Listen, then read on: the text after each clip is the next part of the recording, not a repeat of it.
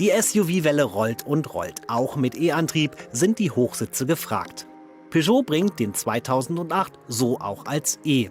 Den Antrieb übernimmt ein E-Motor mit 100 kW und 260 Newtonmeter, gespeist von Lithium-Ionen-Zellen mit 50 Kilowattstunden Kapazität. Das soll für 320 Kilometer nach WLTP reichen. Wie alle Stromer ist auch der 2008 ein solider Sprinter und zaubert einem in der Stadt schnell ein Lächeln auf die Lippen. Mit so einem Antritt hüpft man so leicht von Lücke zu Lücke, dass selbst die Rush-Hour ihren Schrecken verliert. Nur beim Rekuperieren muss man sich umstellen. Denn auch wenn man den Wählhebel von D auf B schiebt und im Eco-Programm unterwegs ist, rollt der 2008 eher, als dass er bremst. Von dem bei anderen E-Autos typischen One-Pedal-Feeling ist der Franzose weit entfernt.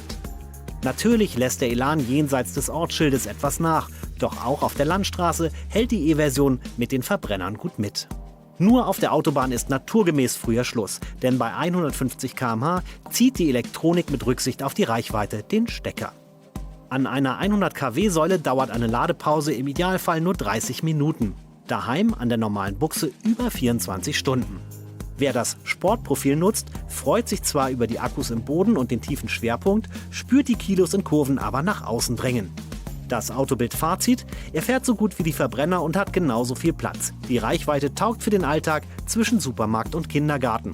Das Ganze ist zwar nicht ganz billig, die Preise starten bei 35.250 €, aber wenn schon SUV in the City, dann bitte mit so einem.